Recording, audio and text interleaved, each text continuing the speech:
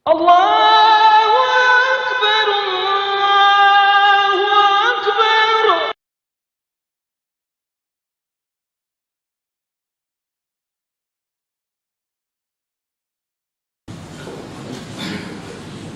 أعوذ بالله من الشيطان الرجيم. بسم الله الرحمن الرحيم. السلام عليكم ورحمة الله تعالى وبركاته.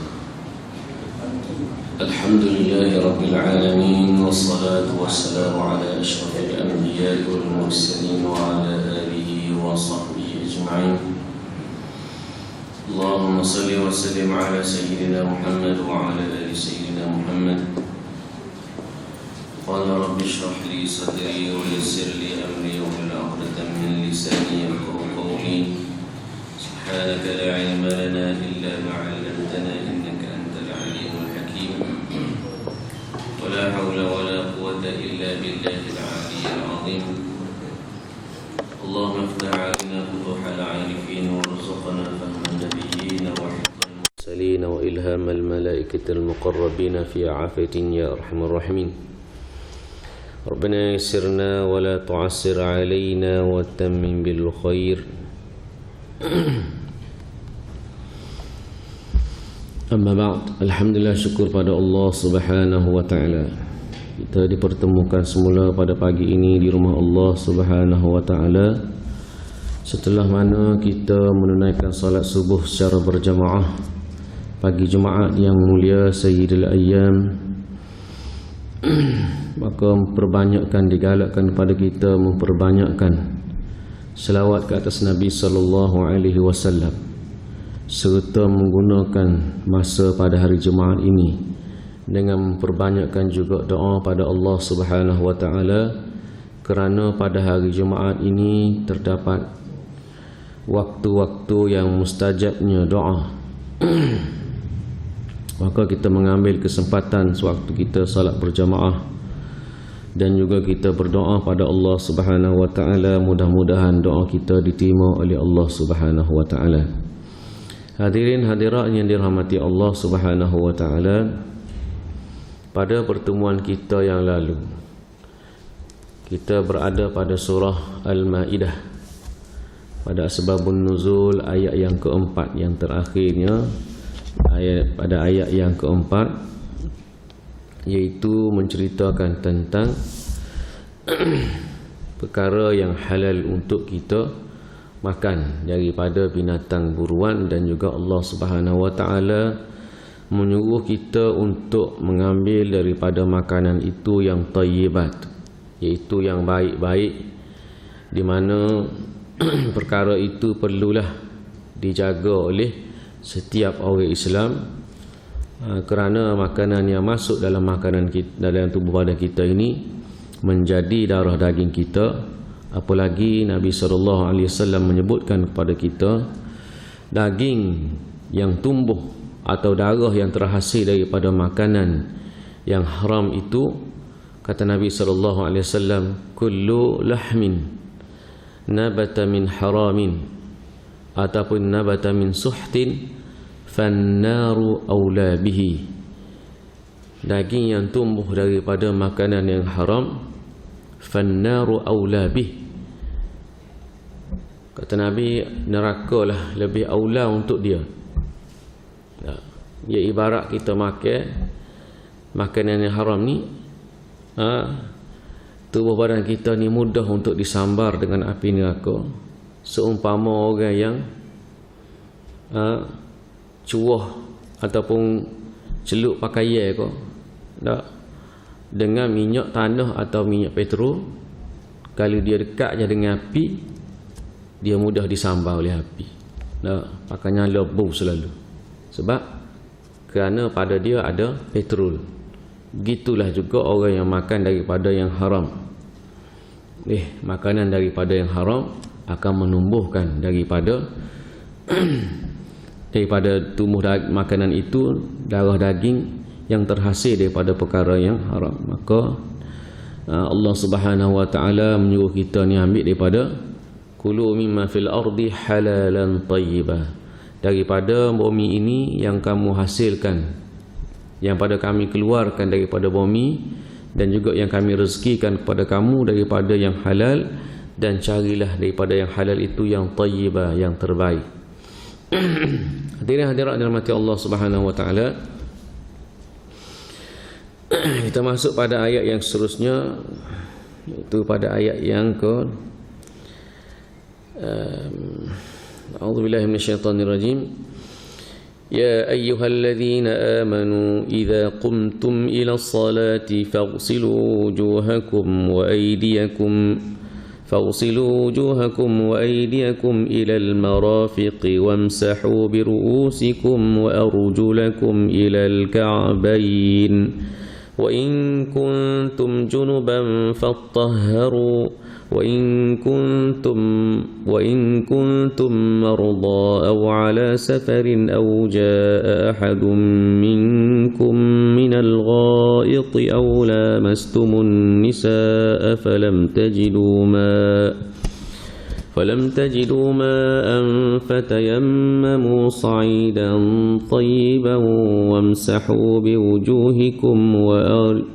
وامسحوا بوجوهكم وأيديكم منه ما يريد الله ليجعل عليكم من حرج ولكن يريد ليطهركم وليتم نعمته عليكم لعلكم تشكرون.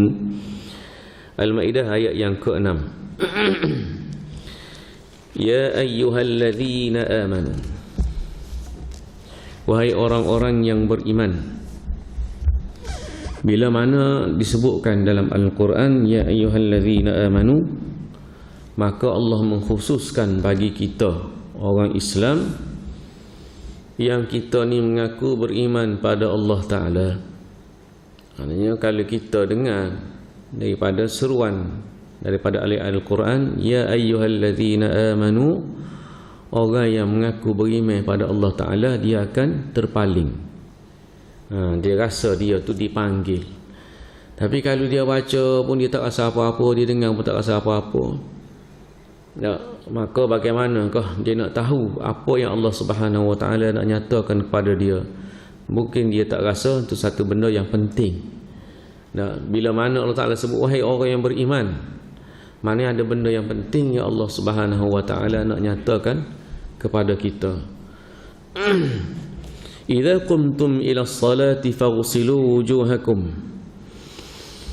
Apabila kamu ingin mendirikan salat, faghsilu wujuhakum wa aydiyakum, maka basuhlah mukamu dan tanganmu, ilal marafiq, sehingga ke siku, wamsahu bi ru'usikum wa arjulakum, kemudian sapulah dengan air itu di kepalamu dan juga di kakimu, ilal ka'bain, sehingga ke buku lali. Wa in kuntum junuban fattahharu, dan jika sekiranya kamu dalam keadaan berjunub, fattahharu, maka bertaharahlah, iaitu mandilah, itu mandi junub. Wa in kuntum marda aw ala safarin aw jaa ahadun minkum minal ghaiti aw lamastumun nisa falam tajidu ma'a, dan jika sekiranya kamu dalam keadaan sakit atau dalam keadaan bermusafir, aw jaa ahadun minkum minal ghait, atau ada di kalangan kamu yang datang daripada tempat buang hadas, aw lamastumun nisa, ataupun menyentuh perempuan, falam tajidu ma'a, maka kamu tidak dapati air, falam tajidu ma'a, fatayammamu, maka bertayamumlah, fatayammamu sa'idan tayyiba, maka bertayamumlah dengan debu yang suci. Famsahu biwujuhikum wa arjulakum wa aydiyakum min, maka sapulah dengan debu yang bersih itu pada muka kamu dan juga tangan kamu daripada debu itu. Ma yuridullahu liyaj'ala 'alaikum min haraj. Tidaklah Allah Subhanahu wa taala berkehendak menjadikan kamu payah pada sesuatu perkara, walakin yuridu liyutahhirukum, akan tapi Allah Subhanahu wa taala berkehendakkan untuk membersihkan kamu, menyucikan kamu, waliyutimma ni'matahu 'alaikum, serta ingin menyempurnakan ke atas kamu nikmatnya, la'allakum tashkurun, mudah-mudahan kamu menjadi orang yang bersyukur, atau mudah-mudahan kamu tergolong daripada golongan yang bersyukur pada Allah Subhanahu wa taala. Ini ayat yang menceritakan tentang bagaimana kita nak berwuduk. Bila kita nak solat, maka kita kena berwuduk, kena ada wuduk. Allah Subhanahu wa taala perintahkan solat, maka solat menjadi wajib. Solat itu menjadi wajib, tetapi hukum pada wuduk ialah sunat. Hukum ambil semaya ni sunat. Nah, jadi ulama buat kaedah, iaitu ma yutimul wajib illa bihi fahuwa wajib. Sesuatu perkara yang nak menyempurnakan kepada perkara yang wajib, maka dia akan jadi wajib. Sembahyang itu wajib, berwuduk tu jadi wajib apabila kita nak sembahyang. Kemudian kalau berwuduk tu wajib, maka mendapatkan air itu, perlu mendapatkan air, dan mendapatkan air itu jadi wajib. Jadi wajib pula.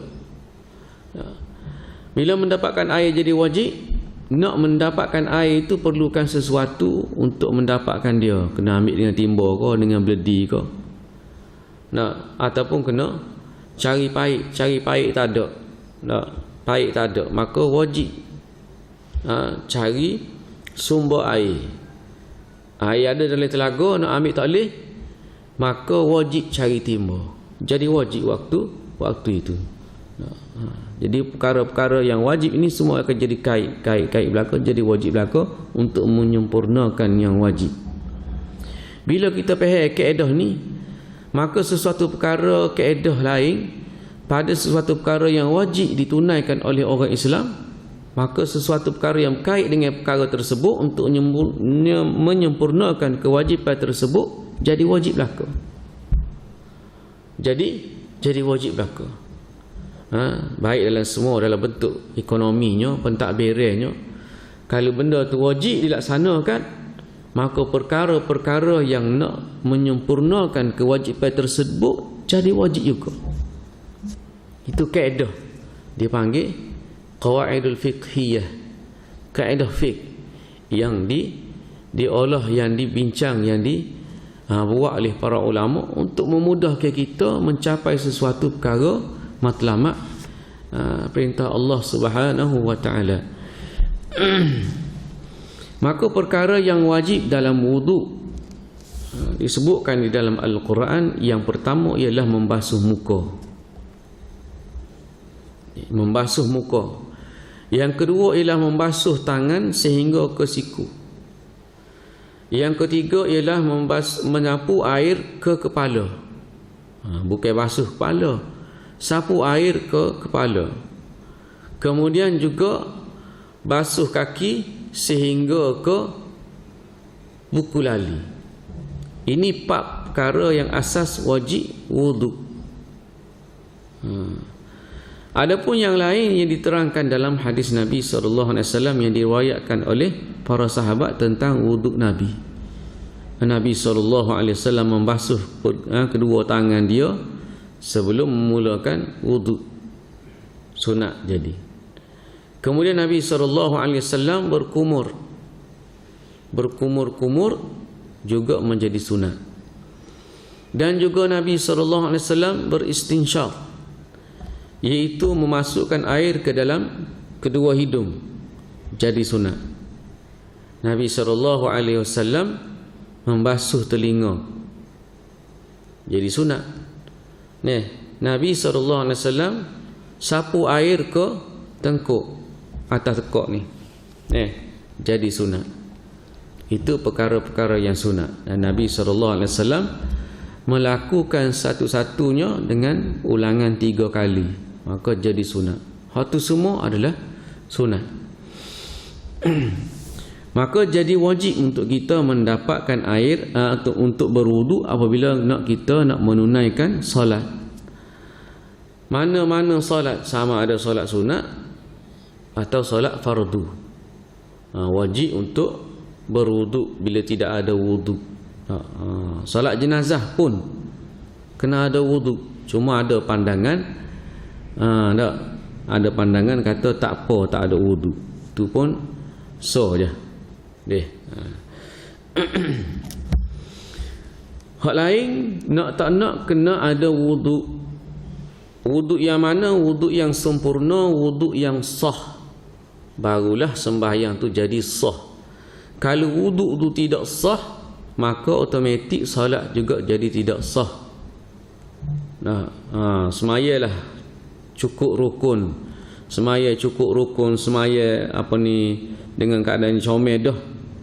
Tamakninahnya, bacaannya, tapi wuduk tidak sah, maka tak sempurna juga, tak sah juga semaya dia.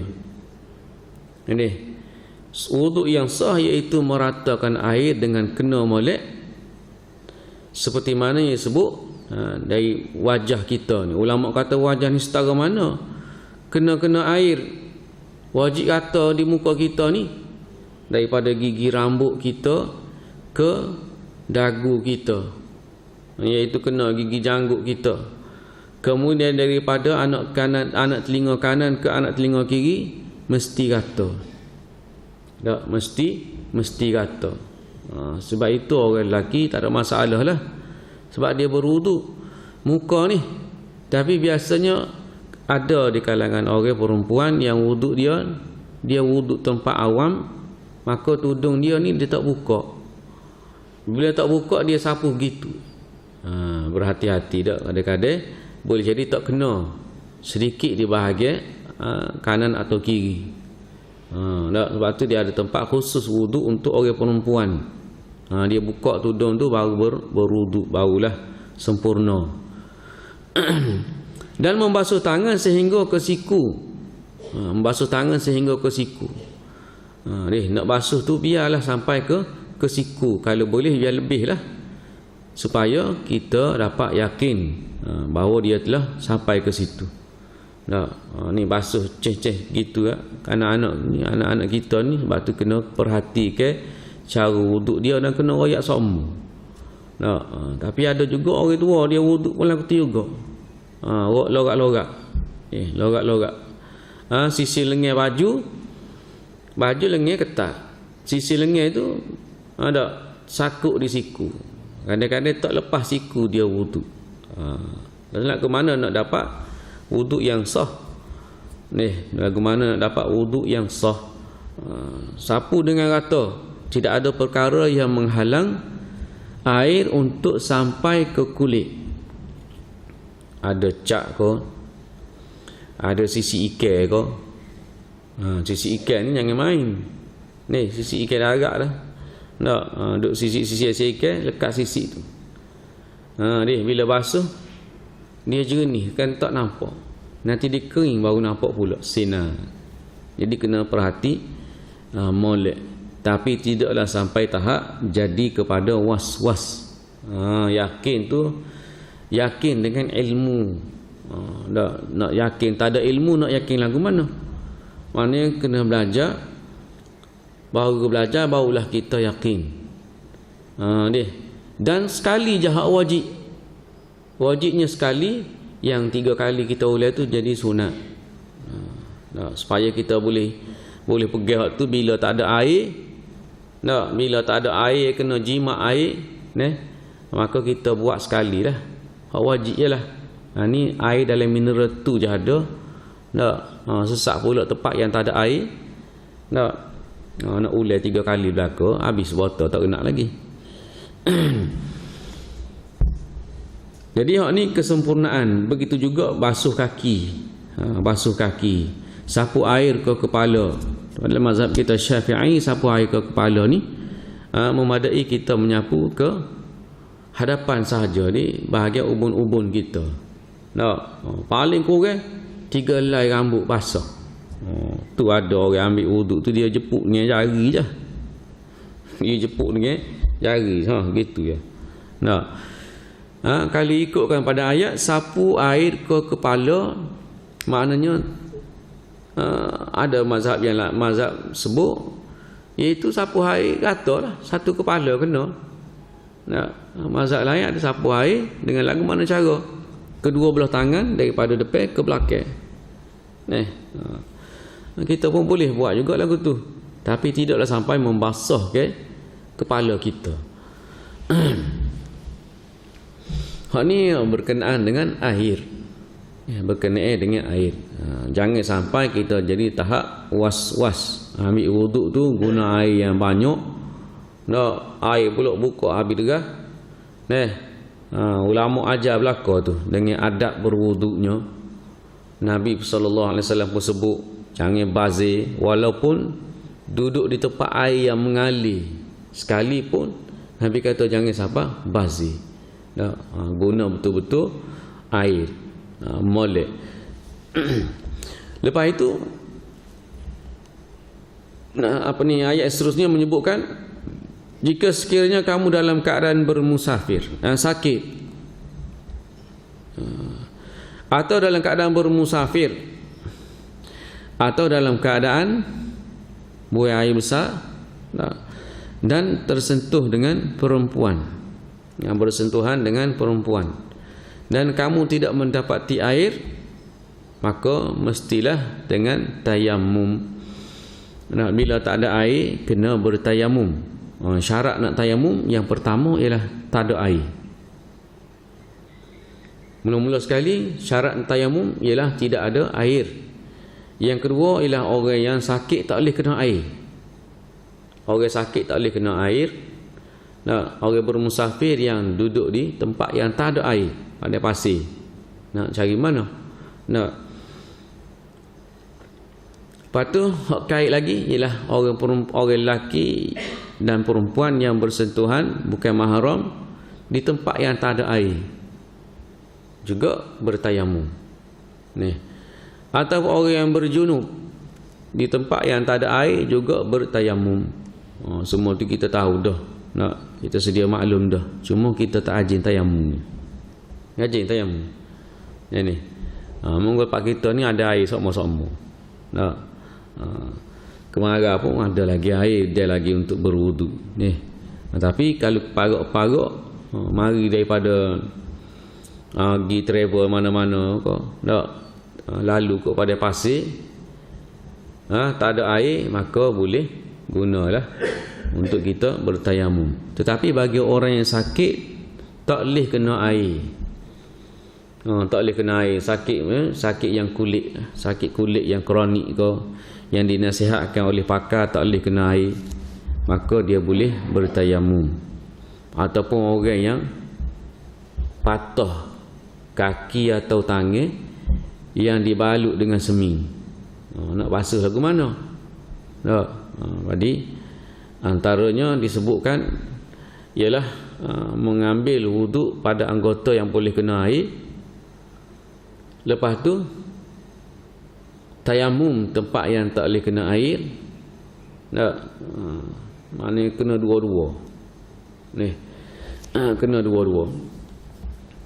Dan lagu mana diajar kepada kita untuk bertayamum, iaitu menyapukan debu ke muka kita. Sapu debu di muka kita dan juga kedua-dua tangan. Ini dia ajar pula. Diriwayatkan oleh sahabat Nabi ni buat lagu mana tayamum. Tidaklah dia perlu diratakan seperti mana wuduk. Kita tayamum, kita wuduk kena rata molek air. Tapi kalau bertayamum tidak diwajibkan untuk kita rata seperti mana meratakan air sewaktu berwuduk. Mana kaedah dia tu, iaitu dengan cara kita tepuk kedua tangan kita di atas debu. Tepuk, kemudian kita renggangkan sedikit, buat pergerakan sikit supaya debu-debu hak tebal sangat tu jatuh. Dan hak lekat tangan itulah kita guna untuk bertayamum dengan cara sapu ke muka. Sapu supaya kita sapu air ke? Tidak. Sapu dia dalam keadaan gitu je. Bermula daripada atas ni, kemudian kita tarik ke bawah sikit dan kita tarik ke depan. Habis. Sekali je. Tidak kata kena 3 kali ke jadi sunat. Tidak. Tidak jadi sunat pun 3 kali. Maknanya tepuk sekali daripada atas ke bawah dan tarik pergi ke depan. Habis sekali untuk muka. Dan apabila untuk tangan pula, tepuk lagi sekali di debu. Kemudian sapu ke tangan bermula daripada bawah tapak tangan. Berbawah tapak tangan sini. Kita start sini, kita tarik sehingga ke siku. Kemudian kita buat naik ke atas pula, tarik ke depan. Habis. Tak perlu ke tapak tangan. Setakat ni je, setakat pergelangan tangan. Kerana tapak tangan kita sudah ada debu. Lagu tu juga pada tangan kiri. Habis anggota tayamum. Itu anggota tayamum. Dan tayamum ni dia tidak seperti mana wuduk. Kita boleh sipar dia selagi mana tak batal wuduk. Wuduk ni kita boleh sipar wuduk kita selagi mana kita tidak lalu ataupun tidak orang panggil berlaku pada kita 5 perkara. Yang pertama, keluar sesuatu daripada kubul dan juga dubur. Keluar sesuatu. Tak kira lah. Kencing, buang air besar, haid, nifas, istihadah, semua tu batal. Keluar mani, batal wudu. Batal wudu. Keluar batu karang, batal juga wudu. Keluar sesuatu. Keluar cacing. Keluar cacing, maka buat cacing dia tubik. Batal wudu. So, yang kedua,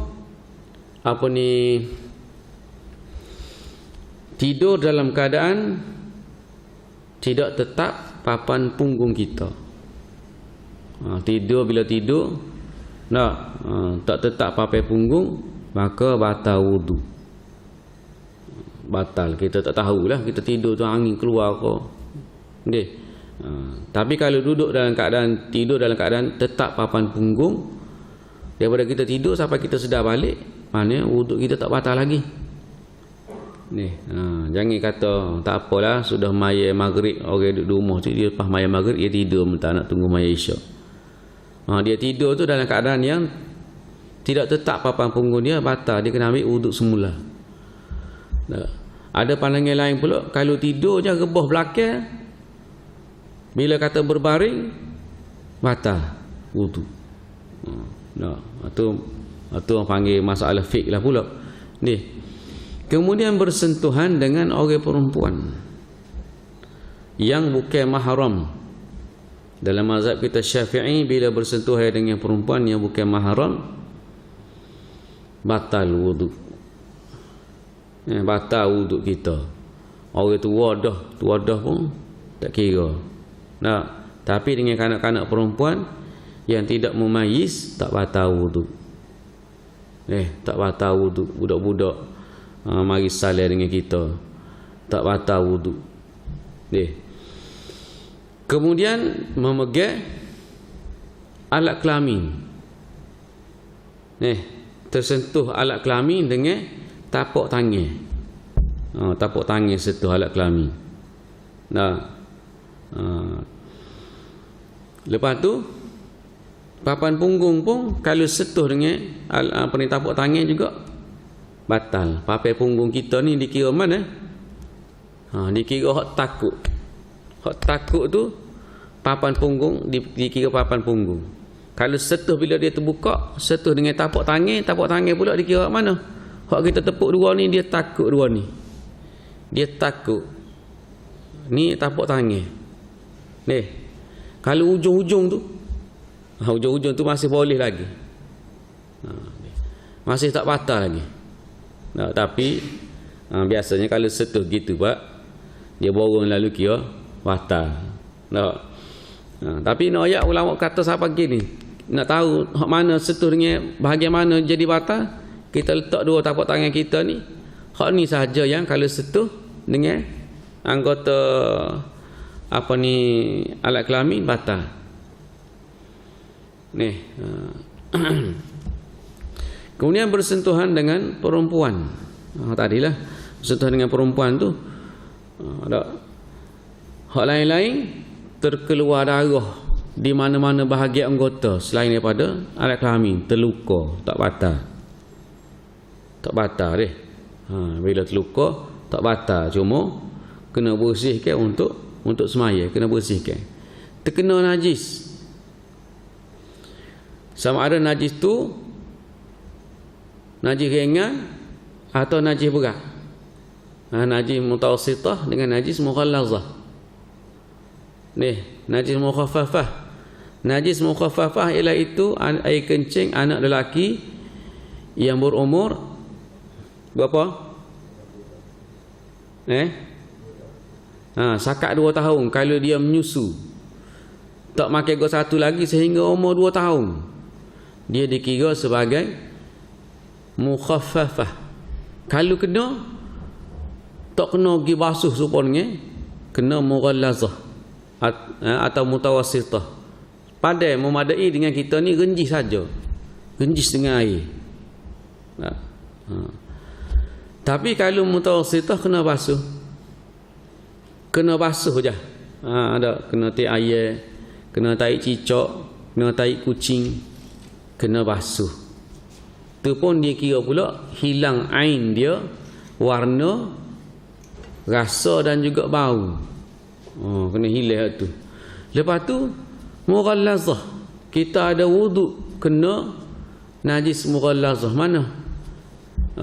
Tahi babi contoh. Atau kena babi, setuh dengan babi. Tak batal wuduk. Tapi kena samuk. Lepas samuk boleh semaya. Itu perkara yang membatalkan wuduk. Adapun tayammum, semua perkara yang membatalkan wuduk juga batal tayammum. Tambah lagi, tayammum apabila ada air tengah-tengah mayat dah dengan tayammum, tiba-tiba kita dengar orang kata air ada dah. Lepas tu kena berhenti lah. Sebab apa? Batal dah tayammum kita. Tak betul dah ada air. Batal tayammum kita. Tak, tiba-tiba hujan, batal tayammum kita. Tak boleh kata anak sudah mayat, tak boleh. Batal dah. Dia batal automatik. Tak. Ataupun kita tengah mayat, teka tu kita cari air tak ada, memang orang kata tak ada air belaka. Tak. Aduk pada pasir tak ada air, tiba-tiba mari apa ni, lori ke gapo ke, ataupun mari hujan. Tidak kata mari hujan, mari orang kata ada air dah ni, boleh dah berwuduk. Kita duduk tengah mayat, batal mayat kita sebab tayammum batal dah. Dia kata khusyuk doa tak sedengar orang kata. Tu tak kena dah. Sebab tu kita tengah mayat ni, kalau orang betul kita kena beki. Duk mayat orang tak semaya tegur. Tak kena kiblat tu salah tu. Dia buat lelak khusyuk. Tu bukan khusyuk tu. Bukan khusyuk tu, jenis tak erti. Jenis tak erti. Orang kata salah arah kiblat tu, dia tak buat, tak tahu. Nak ayat dia khusyuk. Tak erti lah tu orang panggil. Sebab dia kena betul tu. Kena betul lah. Tak kena berhenti semaya. Dia kena betul kat dia apa ni, arah kiblat. Cuma orang yang tegur tu dia kena reti juga. Arah kiblat tu salah tu, kok kanan dia kena ayat kok mana. Ni ayat salah tu arah kiblat, kau nak tahu nak betul kok mana. Nak tahu nak betul kok mana, kok kanan kok kiri. Tak dia nak tanya kok mana. Salah, batas maya kalau dia tanya. Ni. Ataupun orang yang salah arah kiblat ni, orang yang tengok tu tahu, dia pergi pegang orang semaya tu, pusing ke dia ke arah mana kiblat tadi. Tidak dikira mengganggu orang semaya. Sebab dia dalam mazhab kita ni Syafi'i dia detail sikit. Contoh orang nak berjemaah. Kita duduk maya sore kita, tiba-tiba mari orang nak berjemaah dengan kita. Mari nak berjemaah dengan kita, lagu mana cara dia? Kita masuk dekat dengan dia, satu, kita sebut Allahu Akbar. Maka kita hak semaya sore ni kena faham tu orang nak jemaah dengan kita tu. Secara automatik kita kena jadi imam dah. Kita kena jadi imam. Atau orang ramai belakang, bila ramai tak boleh duduk tepi. Dia kena duduk belakang. Maka bila orang ramai, salah seorang tadi dia kena cuik imam. Cuik bahu imam. Selepas mana dia akad takbir. Lepas dia akad takbir dia kata Allahu Akbar, lepas tu dia pun cuik bahu imam. Kalau dia tak cuik, kalau dia tak takbir lagi, tak masuk semaya lagi, dia cuik bahu imam dulu, dia dikira dianggap sebagai mengganggu orang semaya. Uluk tu maknanya halus sikit, detail lagi. Dikira mengganggu orang semaya. Pak kita ni orang panggil juruh benar. Kalau tempat Arab nak semaya, dia nak semaya. Contoh kita baru sudah, kita ni masbuk berimam. Jadi kita duduk di kalangan orang lain dalam saf. Orang lain tu bangun sekali dengan kita juga untuk sempurna ke rakaat. Tiba-tiba orang mari nak berimam belakang kita. Kalau kita nak berimam belakang orang yang baru bangun daripada semaya nak sempurna ke rakaat dia, maka kita kena pilih orang belah kanan. Orang belah kanan saf. Kerana kita nak duduk belah kanan dia. Jangan kita ambil orang belah kiri saf. Ni ambil belah kiri, lepas dia duduk belah kiri pula. Tu salah. Tapi kalau kita nak ambil orang tengah, kita nak pilih jenis orang milih orang. Ada juga. Ni tak akan payah, ni bukan ustaz, ni bukan tok lebah. Aku nak dia ni. Tapi duduk tengah. Adakah kita nak duduk belakang dia? Tak boleh kita seorang kita. Kita seorang kita kena duduk tepi dia. Tepi belakang sikit. Selisih kaki gitu ya. Kaki kita dengan kaki dia. Bukan kata jarak satu sejadah, tidak. Bila kita seorang dengan imam. Jadi cara dia ialah kita tarik dia ke belakang. Ni. Tapi tak berlaku tempat kita ni. Tak berlaku tempat kita. Sebab lebih afdal kita ambil orang belah kanan. Orang kata dia ni, aku kenal dia ni. Tak kira siapa pun kita jadi makmum, dia jadi imam, sah. Ni nak pilih pula orang. Nak maya nak pilih tu imam. Ni nak pilih tu imam tu. Kidahlah tu imam tu orang masbuk dah. Kita ambil lah hak tepi. Walaupun dia tu muda pada kita, tapi sah semaya dia. Dia cukup syarat sah. Kecuali budak tu tak mumayyiz. Tak bolehlah kita nak buat imam. Tak mumayyiz, tak baligh lagi, tak sunat lagi. Ni sunat belaka cuma dia orang muda. Umur 15 tahun. Ambil dia lah hak tepi lebih afdal. Nak ambil orang tengah payah sebab kita tak faham. Dan makmum orang pun amat tak faham. Tapi kalau dalam semua orang ngaji belaka dia faham, orang nak ambil orang tengah sekalipun boleh. Kita cuik dia, Allahu Akbar, kita cuik dia pun undur ke belakang. Dia undur ke belakang. Tapi tempat Arab tak berlaku gitu. Dia pergi pegang bahu, dia heret pergi belakang. Ni kalau kita kerah balik kita. Maka bila tarik kita pun undur lalu.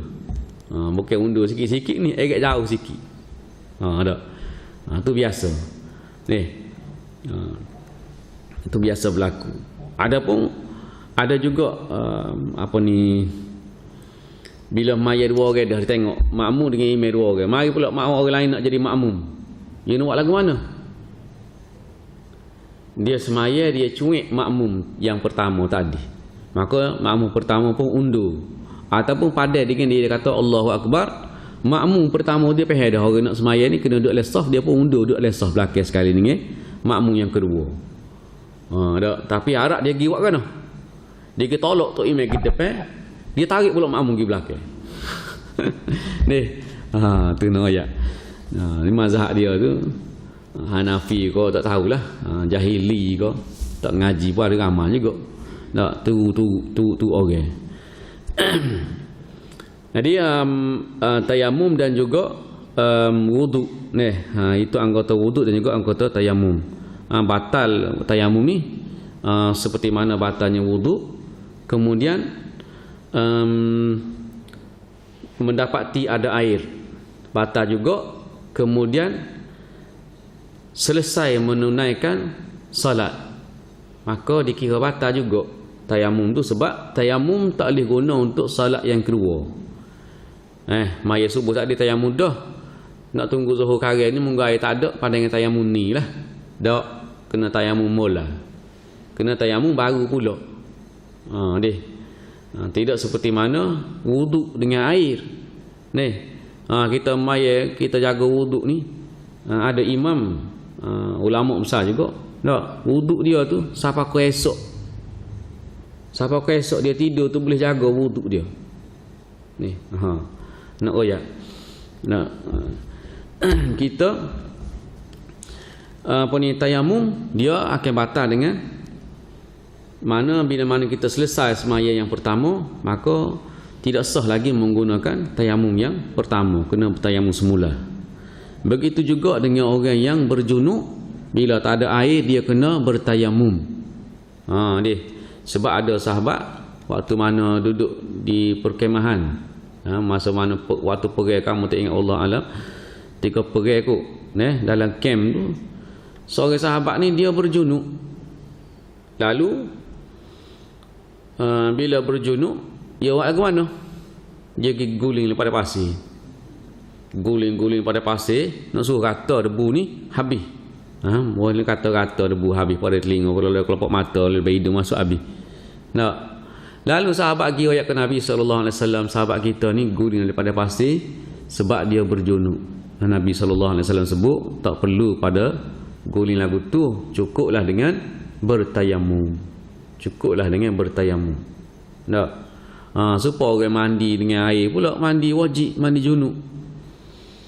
Syarat dia ialah meratakan air ke seluruh badan. Itu syarat sah dia. Wuduk sebelum pada mandi junub tu adalah sunat. Sunat. Kalau tak ambil wuduk pun tak apa, sah. Cuma mazhab Syafi'i dia kena niat. Dia kena niat. Bila nak niat tu? Bila mana air tu mengenai kepala. Start air kena kepala tu niat. Jadi kalau nak mandi dalam sungai payahlah, kena tuju kepala dulu. Tidak. Ada. Maknanya kita masuk tu kena air, niat junub, niat mandi junub. Jadi ada sahabat pula dia pergi ayat kepada Sayyidina Umar. Ya Umar, aku ni mandi wajib dah, tuju sungai dah mandi wajib. Tapi aku berasa tak kata lagi ni, buat lagu mana ya Sayyidina Umar? Tahap tu berat benar tu, tahu tu. Jadi padalah kalau kata Sayyidina Umar kata mu ni gila dah sebenarnya. Gila dah mu ni sebab tujuh sungai dah tak kata lagi. Kalau kita habis air setaki dah tak nak lagi air mandi junub. Dah setaki padangnya setimba je Nabi ni. Setimba je. Satu cebok air dengan tangan boleh berwuduk. Satu timba air boleh mandi junub. Kita setimba tak nak lagi berwuduk. Setaki tu tak nak lagi untuk mandi junub. Sebab tak yakin ada was-was lagi, pas tak ngaji pula.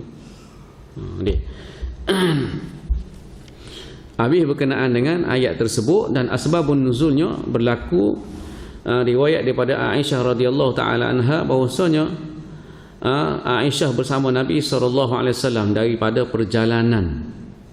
Satu perjalanan menuju ke Madinah. Wallahu alam. Tidak disebut dalam riwayat ni mari daripada tempat mana, tak mari daripada peperangan ke, tak disebut situ. Lalu Aisyah pergi lapor kepada Nabi SAW royak tali tekak dia, kalungan dia jatuh di tengah padang pasir. Waktu malam tengah padang pasir, tak ada lampu jalan, tak nampak nak cari, lalu Nabi SAW turun daripada unta dia. Nabi pun letak kepala di pangkuan Aisyah, tidur atas ribah Aisyah. Sapalah masuk waktu pagi. Lalu dikejutkan dengan Abu Bakar As-Siddiq mari marah kepada Aisyah. Moga tidak orang lain anak dia. Marah kepada dia. Dari riwayat kata Aisyah ni Abu Bakar dia, pukul dia. Lalu Abu Bakar kata, gara-gara tali tekak kamu, rantai kamu yang jatuh, orang lain tak boleh nak pergi ke Madinah, sederek kena berhenti belaka. Dan Nabi berhenti belaka. Sehingga masuk waktu subuh, Nabi SAW nak cari, nak berwuduk, lalu tak ada air. Bila tak ada air, maka Allah Subhanahu Wa Taala turunkan ayat ni. Bila tak ada air, in kuntum junub aw in kuntum marda aw ala safarin aw jaa ahadun minkum min al-ghaiti aw lamastumun nisa falam tajidu ma'an fatayammamu sa'idan tayyiba. Bila kamu bermusafir tak ada air, bila kamu batal wuduk tak ada air, bila kamu hak selaginya ialah bila orang itu buang air besar atau air kecil, tak ada air, tak boleh dia tayamum. Lalu nak sembahyang, dia kena cuci dulu. Nak cuci dengan cara istinja, kena beristinja. Dengan beberapa perkara yang kita ngaji bab istinja ni. Apa dia? Batu yang kena ada segi dia, tak boleh ambil batu licin. Istinja ni kena ada batu yang segi dia agak kasar. Lepas tu kulit kayu ko yang kasar, yang boleh membuang najis tersebut. Barulah boleh bertayamum. Jadi bila Abu Bakar marah kepada Aisyah kerana kamulah Aisyah, orang lain terkandah habis nak sembahyang, maka menjadi keresahan dalam rombongan Nabi SAW ketika mana nak balik Madinah tak ada air. Maka Allah Ta'ala turunkan ayat ni. Bila Allah Ta'ala turunkan ayat ni, marilah pula orang lain royak kepada Abu Bakar, ya Abu Bakar, kerana keluargamu lah wahai Abu Bakar, Allah Ta'ala beri ayat, turunkan ayat barakah, kerana barakat keluarga kamu, Allah Ta'ala turunkan ayat memudahkan semua orang Islam ketika mana tak ada air. Dalam riwayat yang lain pula menyebutkan bahawasanya Aisyah radhiyallahu taala anha menceritakan bahawasanya ketika mana kata Aisyah, aku telah bebas daripada tuduhan. Bebas daripada tuduhan gapo Aisyah ni? Ketika tu jatuh tali tekak juga. Balik daripada peperangan, kata Aisyah, kalungan dia jatuh. Bila jatuh, Aisyah pergi undur balik nak pergi cari, dan seorang sahabat pergi temui dia. Aisyah nak pergi cari kalungan dia. Bila balik daripada situ, rombongan Aisyah dengan seorang sahabat ni bawa unta Aisyah, jalan kaki dia bawa untuk Aisyah naik atas unta. Bila balik, pokok munafik pakat tuduh Aisyah dengan tuduhan yang berat. Tuduhan sebagai seorang yang curang. Bila Allah Subhanahu Wa Taala bebaskan Aisyah daripada tuduhan itu, daripada surah mana? Surah At-Taubah ke surah Al-Mu'minun. Membebaskan tuduhan kepada Aisyah, maka berlaku pula sekali lagi, Aisyah kata berlaku pula jatuh kalungan dia pula waktu balik daripada bermusafir. Ini daripada riwayat yang pertama. Daripada riwayat yang pertama, jatuh pula kalungan dia, maka Abu Bakar marah rupanya kerana jatuh dah belum ni dan berlaku tuduhan yang berat pada Aisyah dan keluarga Nabi SAW. Maka Abu Bakar marahlah kerana kalunganmu ni. Maka kata Aisyah, lalu waktu itu menjelang waktu subuh dah dan tak ada air, lalu turun ayat ni. Turun ayat ni bila Nabi nak berwuduk, maka Allah Ta'ala suruh bertayamumlah bila tidak ada air. Itu antara riwayat asbabun nuzul tentang ayat ni. Rupanya ayat ni ada asbabun nuzul dia. Wallahu taala alam. Sekadar itulah untuk pagi ni. Dan ayat yang seterusnya ialah pada ayat yang ke-11, insya-Allah kita sambung pada masa akan datang. Aqulu qawli hadza astaghfirullah li wa lakum. Assalamualaikum warahmatullahi taala wabarakatuh. Bismillahirrahmanirrahim. Alhamdulillahirabbil alamin wassalatu wassalamu ala asyrafil anbiya'il mursalin wa ala alihi wa sahbihi ajma'in.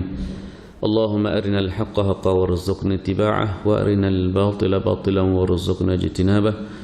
وجعلنا من الذين يستمعون القول فيتبعون أحسنه وصلى الله على نبينا محمد وعلى آله وصحبه أجمعين والحمد لله رب العالمين.